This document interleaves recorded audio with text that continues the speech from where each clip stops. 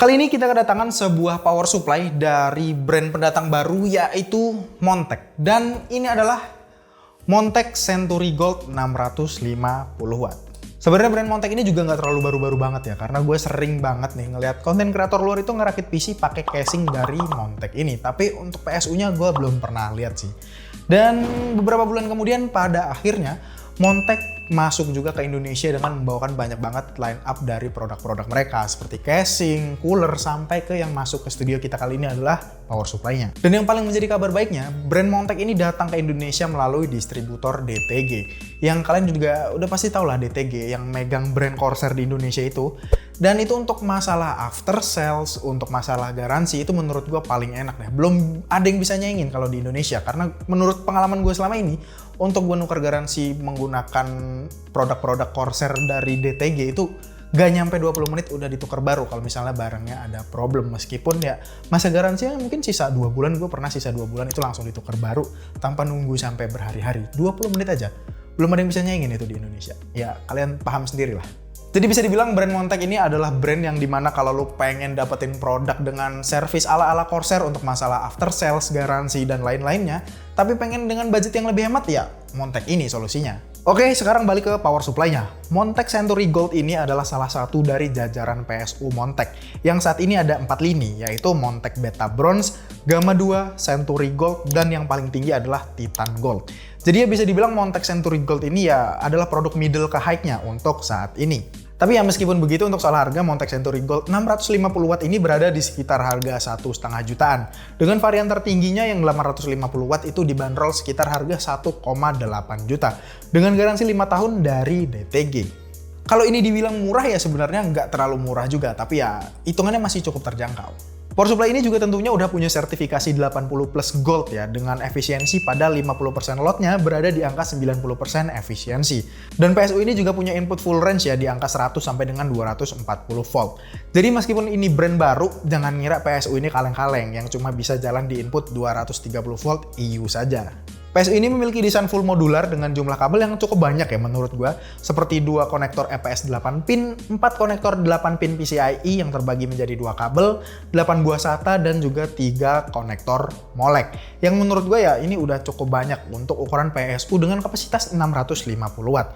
Tapi di sini kita tidak menemukan kabel untuk 12 VH power karena memang ini bukan PSU ATX 3.0 ya cuy. PSU ini juga udah menggunakan fan 120 mm sebagai pendinginannya. Tapi di sini dia tidak memiliki semi passive cooling. Jadi ya kipasnya ini akan tetap muter meskipun tanpa lot di PSU-nya. Karena ini PSU bisa dibilang PSU yang cukup berkualitas, pastinya juga voltase yang dihasilkan itu harus stabil ya. Bisa dilihat dari PSU tester yang kita gunakan di sini, voltasenya tidak ada yang melebihi atau di bawah batas normal 10%.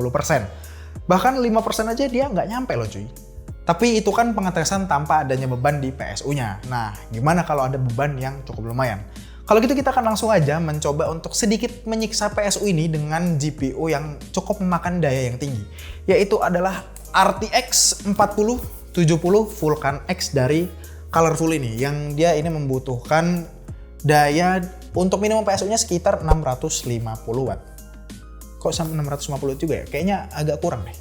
Kalau gitu kita akan langsung aja ganti ke Colorful 4080 Battle X yang sama-sama dari Colorful juga. Yang ini kalau kita lihat dia membutuhkan minimum PSU 850. Nah gimana kalau kita cobain di PSU 650 watt dari Montech ini? Kira-kira stabil apa enggak ya?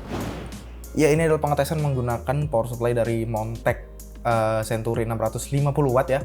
Dan di sini kalau kalian lihat, gue udah nyiapin beberapa aplikasi untuk stress testnya. Di antaranya ada Prime 95 untuk prosesor, dan di sini kita pakai Furmark untuk GPU-nya. Di sini kalau kita lihat udah kedetek ya RTX 4080. Dan di sini untuk monitoringnya gue menggunakan software karena kita nggak bisa monitoring langsung dari kabelnya. Jadi di sini gue menggunakan software HW Info. Dan kalau kita lihat di sini untuk voltasenya sekarang di 5 voltnya dia berada di 5,06. Terus kalau kita lihat 3 voltnya dia berada di 3,328 yang masih normal. Dan kalau kita lihat di GPU-nya di bawah sini ya ini ya. Untuk 12 voltnya dia untuk nih PCIe 12 volt inputnya dia 12,09 ya. Jadi di sini masih sangat normal. Dan kalau kita lihat di sini pada saat idle dia mengkonsumsi daya sekitar 181 watt ya, 180-an watt. Dan kalau gitu kita akan langsung aja. Pertama kita akan mulai dulu pakai Prime 95 dan langsung ke GPU-nya kita langsung pencet stress test aja. Di sini udah jalan ya. Kalau kita lihat di meteran listrik kita, ini dia menandakan sekitar 620 watt ya, 615 sampai 620 watt. Ini menurut gue udah cukup tinggi untuk kapasitas PSU 650 watt, tapi karena dia memiliki efisiensi sekitar 90%, jadi ya 600 watt ini bukan berarti konsumsi daya dari GPU dan juga prosesornya mencapai 600 watt, karena dia dikonversikan menjadi sekitar 90% ya, mungkin sekitar 550-an watt ya, sekitar segitu. Dan kalau kita lihat di sini voltasenya untuk 12 voltnya untuk yang ke GPU RTX 4080-nya nggak ada perubahan yang terlalu signifikan. Tadi kita lihat dia PCIe 12 volt inputnya dia berada di 12,09, sekarang menjadi 12,08 dan 0,93 ya, tuh naik turun sekitar segitu. Di sini kita lihat menunjukkan dia memiliki voltase yang stabil, meskipun dia memiliki load yang ini udah ukurannya cukup gede untuk kapasitas power supply 650 watt. Dia mengkonsumsi listrik 600 watt lebih ya, 600 watt lebih ini udah cukup tinggi untuk bagi PSU-nya. Dan kalau kita lihat di voltase lainnya seperti 5 volt, dia ya pasti normal ya, karena kita nggak menggunakan voltase 15 volt yang terlalu banyak. Dan untuk 3,3-nya juga ya tetap stabil.